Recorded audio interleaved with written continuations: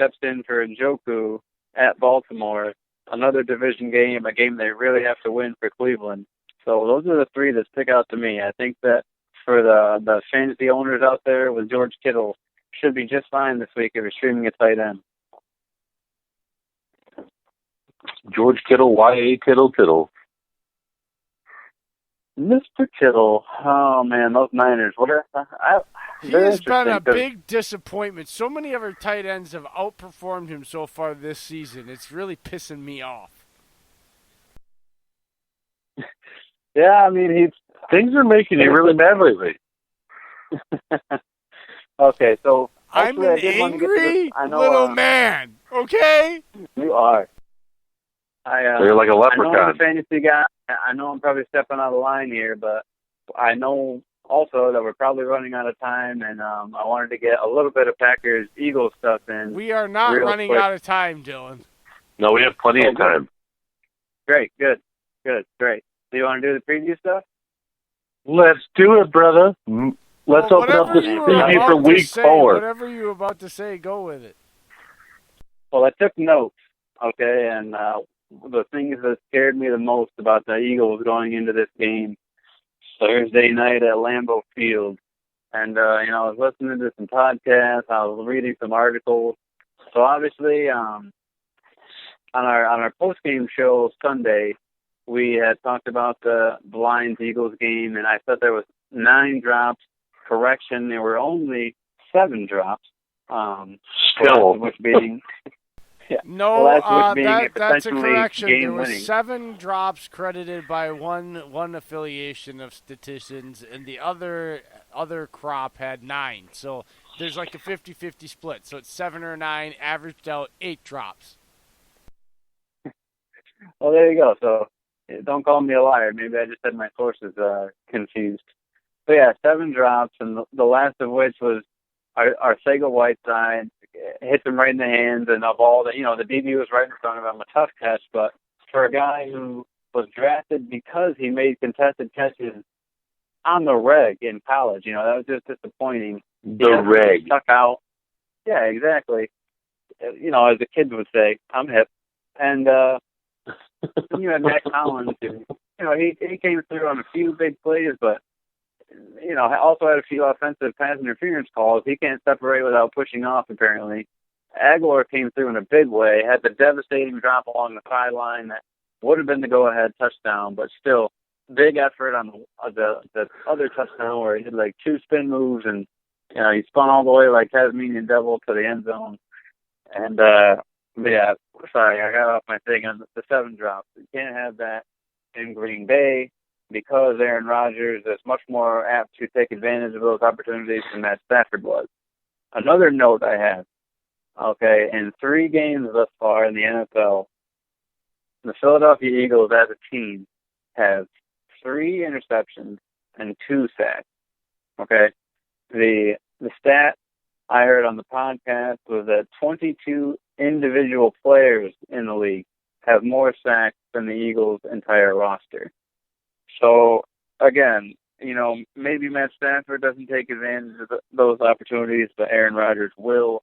And the way to beat Aaron Rodgers is to get him off this mark, to get him out of the pocket and uncomfortable rolling, to his left, the weak side of his body, things like that. Certainly not letting him sit in the pocket and dissect the Eagles' banged-up secondary without Ronald Darby now. And the blitz, no one's been able to get to the quarterback. Brandon Graham, Fletcher Cox, I think they're both banged up. They're certainly not playing to the Pro Bowl caliber we're used to seeing. And then you have Vinnie Curry, who's somewhat of a spark on the inside, replacing Malik Jackson and Timmy Jernigan. But it's just been bad. I mean, Derek Barnett's been banged up.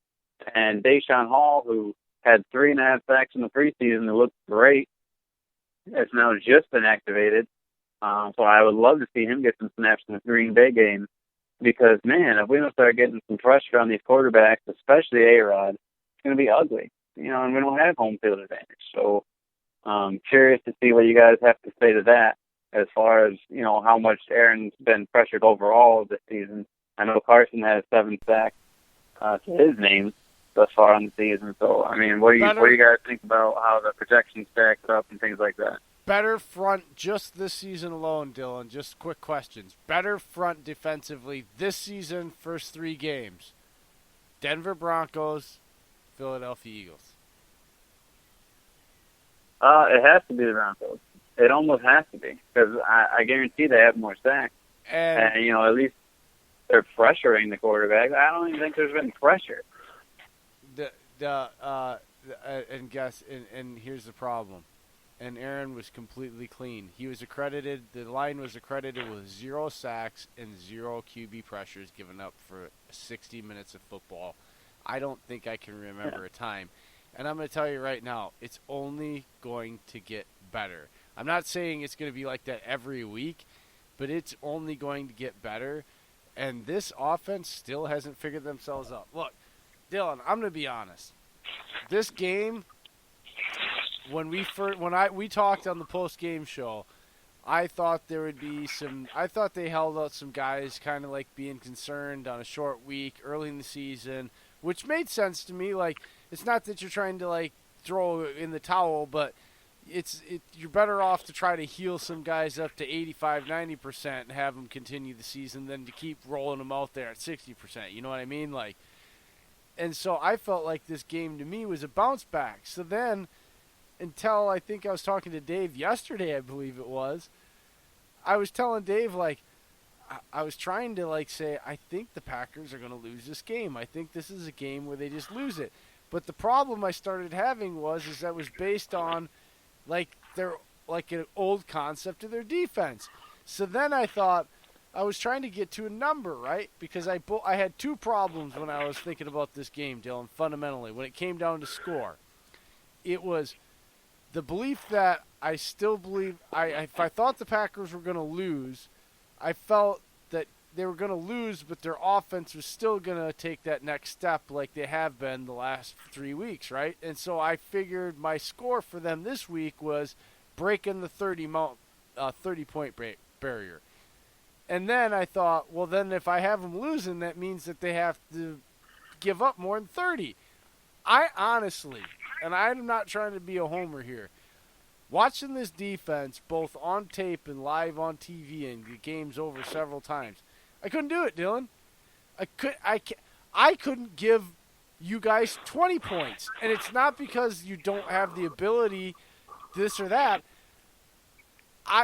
And maybe I'm over enamored with it because I haven't. But again, then when I watch other games, even the Bears, when I watch their game, that defense is not near as good as the Packers' defense this season so far in the first 3 games. Not near. If you want to judge an elite defense this year, you better start judging the Packers' defense as the best. Because on tape right now, they ain't played cupcake teams. They've played, and yes, maybe the division, the offenses weren't that great, but you also have to take into account they were also division opponents where they're most familiar with those teams. And so it makes it even a little bit easier to stymie for both sides, of those teams because they're in a familiar opponent. So that's where it was with me on this game, man. It was just this defense is just so damn scary, and then you're banged up. Oof. It's different, man. Yeah. It's got a different feel. Don't blame you at all for seeing it that way. The Packers defense is playing with their hair on fire, and you have the Eagles' offensive line, like you said, banged up. Jason Peters missed, I think, most, if not all, of the Lions game once he went out. And then you had first-round draft pick Andre Dillard go down. And I guess he just got a full practice in today. But, I mean, it's one of those things where hopefully no one rolls up on him Thursday night or he could be right back out again. And then you're throwing in Vitae, and like I talked about on the pregame or the postgame show, that really throws things off with the offensive game plan because they clearly had a package set up for Vitae, the third string offensive tackle, to play second string tight end so they could do some power run game, which was working. And then Vitae was forced to, because of injuries, play left tackle, couldn't do that power run game package anymore. And now you're you're changing up your game plan, which every coach has to, but it had a real impact, you could tell. And as much as I respect the the defensive effort that the Lions were able to put out, certainly don't have the Smith brothers out there. You certainly don't have guys playing like Darnell Savage is playing right now for the Packers. So I don't know where the Eagles have an advantage, particularly in offensive matchups. I mean, you have a banged up Alshon Jeffrey going against likely a cornerback who's about as tall as he is, and I'm not sure about the health of Kevin King right now, but it can't be worse than Alshon. So you have that. You have Aguilar, who's going to be blanketed by one of the best young corners in the league right now. And then, Ertz, more than likely to be bracketed between some linebacker and Darnell Savage. So it's going to have to be someone else, a Mac Hollins and Arcega Whiteside. Hopefully, apparently Goddard got in a full practice today because he needs to show up. Like we talked about last time, if Darren Sproles gets a big play, things like that. Because I do think the Packers, and I'm sure you guys agree, are going to focus on the healthier guys. Real quick, because I want your thoughts on this. I want to turn your train of thought here to what we were talking about in our positives and negatives, Dillon. You're talking pass game and how they're banged up. That's throwing, and you were just saying it. That's throwing into the fire, man. Essentially.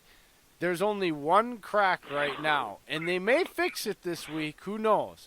But right now, if you're watching tape, Dillon, the crack you want to attack if you're the Eagles right now is the zone stretch game. That's what has been gashing them. They've been giving up yardage, and because teams have, for some reason, they won't stick with it. Like when they get stuffed, it's when they start to decide, we're going to run power, and then they run right up into Kenny Clark and shit. When they run that zone stretch right now, particularly to the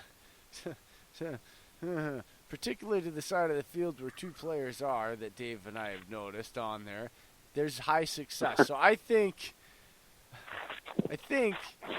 from what I've seen on the injuries, those guys are continuing to be on the field. So I think if you're the Eagles with your injuries, if you want a chance in hell at being able to stay in this game, your best bet, and it does twofold. It's the only crack I can honestly see that I think you can exploit right now on this defense consistently. That's that zone stretch game or the zone run game. Even the power pull game was working pretty good with Montgomery, but they didn't stick to it in week 1. But that's still kind of, it's getting alignment and making that defensive line kind of block, and it's stretching them out. Even with the power game, you're just taking an extra offensive lineman out and using him instead of a stretch to get that same kind of effect. But either or, otherwise, I think if you try to throw the rock all over, like you just said, even healthy, you can match him up in there. It would have been pretty difficult because D-Jax, you're definitely going to get shadowed by Jair, and he's got enough speed and he's got young enough legs to do it all game long and keep D-Jax at bay. And, and the rest kind of sticks the same. There's a guy to line up in the secondary. I definitely think you got to exploit these guys in the run game. And the second fold by the run game there, Dillon, is it eats the tempo, grinds the tempo down, eats up the game clock, and keeps 12 for the Packers on the sidelines, so he has to operate with less game clock. You know what I'm saying? So that's where I see the Eagles being able to make this a game if they decide to. Well, that's even worse news because not only is, Deshaun Jackson not going to be on the field Thursday night, so he's a non-factor with that ab strain. But the Eagles are among the worst teams in the NFL right now when it comes to rushing. They have 299 total rushing yards on the season through 3 games. They have 3 rushing touchdowns on the season through 3 games. One of them by Carson Wentz, the other from Alshon Jeffrey, because the pass was backwards. So you have 3 rushing touchdowns, and 2 of them are from non-running backs. It's been horrible. With this, offensive line that I was so high up on and everyone else was high on at the beginning of the season, they haven't been banged up, or they haven't been healthy, and when they have been healthy, they haven't been executing. So that's